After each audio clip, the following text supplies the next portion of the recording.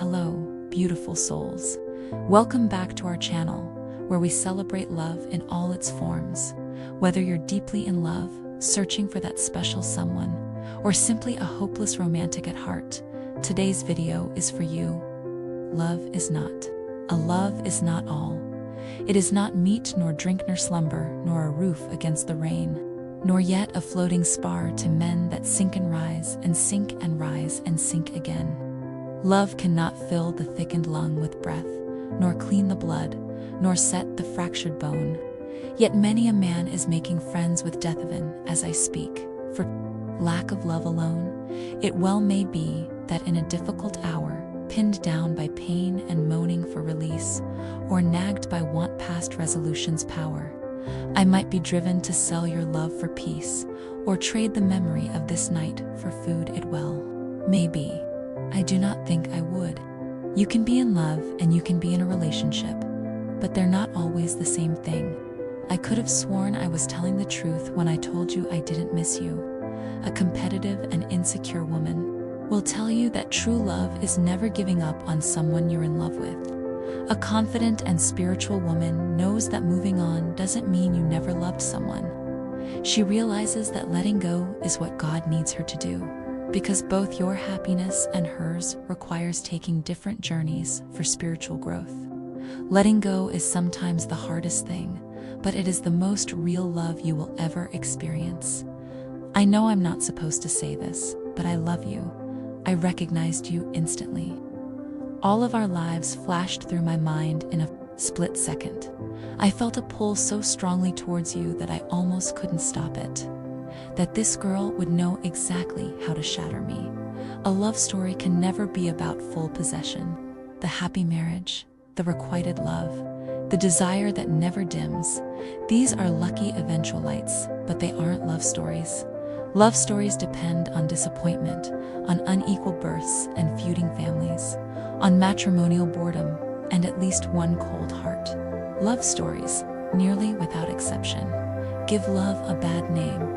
We value love not because it's stronger than death, but because it's weaker. Say what you want about love, death will finish it. You will not go on loving in the grave, not in any physical way that will at all resemble love as we know it on earth. The perishable nature of love is what gives love its importance in our lives. If it were endless, if it were on tap, love wouldn't hit us the way it does, and we certainly wouldn't write about it. After all, a woman who doesn't love cats is never going to make a man happy.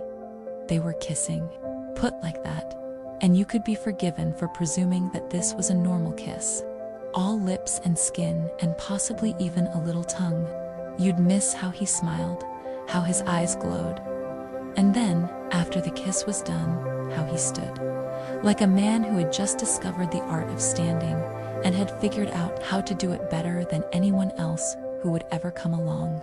Your inner strength is your outer foundation. Often you don't know whether a woman is friend, enemy, or lover until it is too late.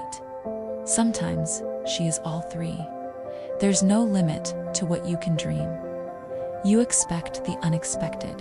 You believe in magic, in fairy tales, and in possibilities.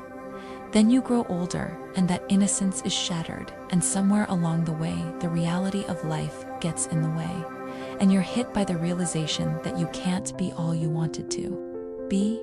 You just might have to settle for a little bit less. Dear human, you've got it all wrong. You didn't come here to master unconditional love. This is where you came from and where you'll return. You came here to learn personal love, universal. Love, messy love, sweaty love, crazy love, broken love, whole. Love. Infused with divinity, lived through the grace of stumbling, demonstrated through the beauty of messing up. Often you didn't come here to be perfect. You already are. You came here to be gorgeously human, flawed and fabulous, and rising again into remembering, but unconditional love. Stop telling that story. Love in truth doesn't need any adjectives. It doesn't require modifiers. It doesn't require the condition of perfection. It only asks you to show up and do your best. That You stay present and feel fully, that you shine and fly and laugh and cry, and hurt and heal and fall, and get back up and play and work and live and die as you. It's enough, it's plenty. Deep rivers run quiet. Her heart, if only its fallen sides were cleared away, was an inexhaustible fountain of love. She loved everything she saw. Love is blind and lovers cannot see the pretty follious, themselves commit that I shall. Love always, I argue. The thought love is life, and life hath immortality. Without love, we all like birds with broken wings. You know what's a great metaphor for love?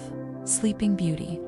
Because you have to plow through this incredible thicket of thorns in order to get to beauty. And even then, when you get there, you still have to wake her up. You have corrupted my imagination and inflamed my blood, ... What we all want, really, is to be loved. That craving drives our worst behavior. There is an emotional promiscuity we've noticed among many good young men and women. The young man understands something of the journey of the heart. He wants to talk, to share the journey. The woman is grateful to be pursued.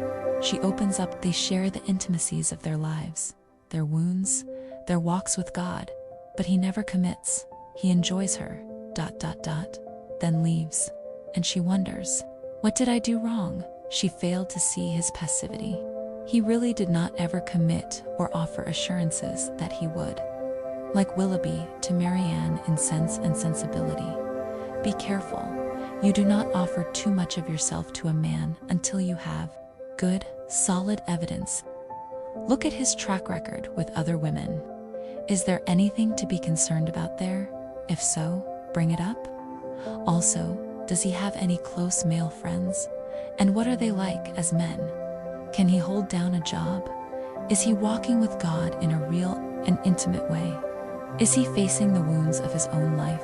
And is he also demonstrating a desire to repent of Adam's passivity and/or violence? Is he headed somewhere with his life? A lot of questions, but your heart is a treasure, and we want you to offer it only to a man who is worthy and ready to handle it well. What a lover's heart knows, let no man's brain dispute. It was finally becoming clear to her that love wasn't about finding someone perfect to marry.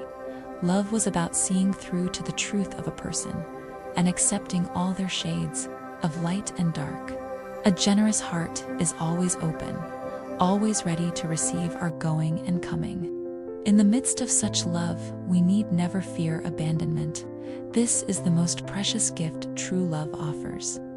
The experience of knowing we always belong. I once loved a girl who almost loved me, but not as much as she loved John Cusack. Tell me what to wish for. Tell me what to ask the sea for. To be happy, happiness. And if it is, I don't know how you would keep it. You whisper to it what it needs to hear. Isn't that what you said? That's what I said. What do I need to hear? That tomorrow will rule the Scorpio races as king and queen of Scarmouth, and I'll save the house and you'll have your stallion. Dove will eat golden oats for the rest of her days, and you will terrorize the races each year, and people will come from every island in the world to find out how it is you get horses to listen to you. The piebald will carry Mutt Malvern into the sea, and Gabriel will decide to stay on the island. I will have a farm, and you will bring me bread for dinner. What I needed to hear? Right now, it's hard to imagine that it is raining anywhere in the world.